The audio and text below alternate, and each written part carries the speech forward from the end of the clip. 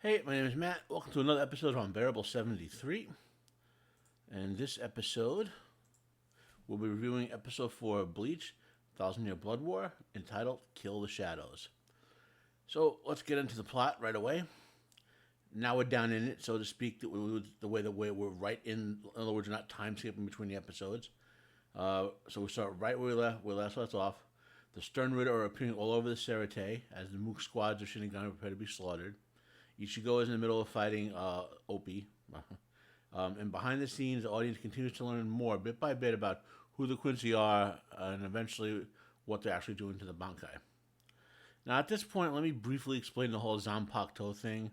And granted, the lore is a little iffy here, as Kubo introduced a couple of monkey wrenches in this very final arc, like the Zero Division, particularly Oetsu Nimaya, the god of the sword, who forges all Asauchi, which are the sapient soul blades that each Shinigami has that can awaken into a Zanpakuto.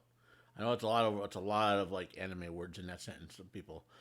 Okay, and like I said, it got complicated at the end because of retcons and whatnot in this arc. Okay, so Oetsu and Namaya forge a Asauchi, and when a new Shinigami comes into being, one of them bonds with him or her.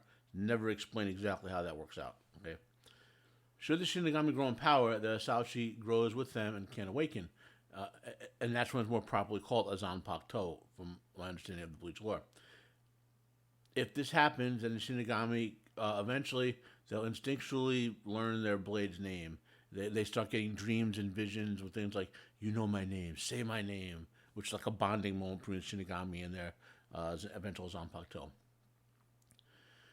When that happens, the Shinigami can awaken the Shikai state, which it can involve a transformation and usually a verbal command. For example, if your Zanpakuto is named Mariko, you'd say Mariko release.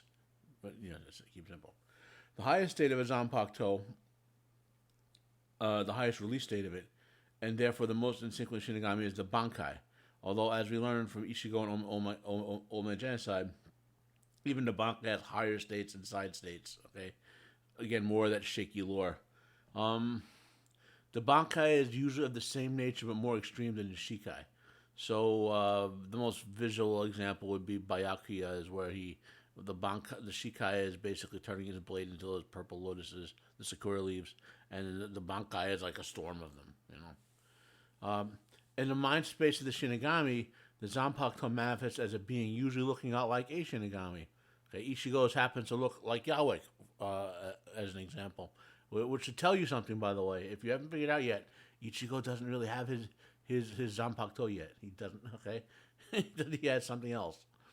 Um, Finally, the Shinigami and his Zanpakuto, they share a bond that makes them geometrically more powerful and bonded and working together. The fight between Ichigo and Opie comes to a conclusion in this episode, in a sense. Uh, and this fight shows that the characters of Bleach are not written as infallible, which plays out over and over in all the arcs of Bleach, including this one, where the characters think they won something or made the right decision, and turns out it bites them in the ass, later on.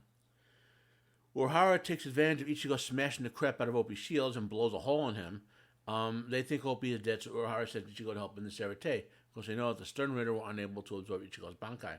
Unfortunately, Opie gets back up and traps Ichigo in the passage between worlds. Okay? Now, why was Ichigo needed? Well, the Shinigami learned the Stern Ritter are not just stealing away their Bankai, but in fact they're stealing them via some sort of device. In the Serite, two things happen. Essentially, we get the expected mass death of Mook Shinigami, and we get the standard shonen pair up between the captain and the Stern Ritter. You'll see some of the images you see that I'm flashing on the background are that. If anyone wants any of these screenshots, by the way, send me an email or DM me, and I'll hook you up. I have a lot of Bleach screenshots at this point. Now, unfortunately, with all the Bankai stealing, it's kind of pointless, all these pair offs. And it goes back to my point. Negation and absorption abilities are cheap and stupid, especially when we have one Shinigami that we know is immune. Ichigo, because he's not actually using his Bankai, not that anyone besides Yahweh knows that at this point. As far as the fights go, I enjoyed them for the most part, but I get the same feeling pulling this back when I read the manga. What's the point of even showing the fight if you're just going to effectively multiply them by zero with the negation and absorption ability? I really wish Kubo had changed such that the Stern had to work to take the Bankai, not just pull out a Bankai absorber and get an insta win. Um, And a good episode, not as good as previous ones. But it lost a lot of points for me for the negation episodes. I was gonna call it a 7 out of 10, but now I'm gonna call it a 6. So thanks for watching my video. Uh, smash the like button if you liked it. Hit the dislike if you didn't. Comment down below if you have any questions for me about this video. Please share it. Please share it if you found it worthwhile. I'm Matt. This has been another episode of Unbearable 73. Have a nice day, and I am out of here.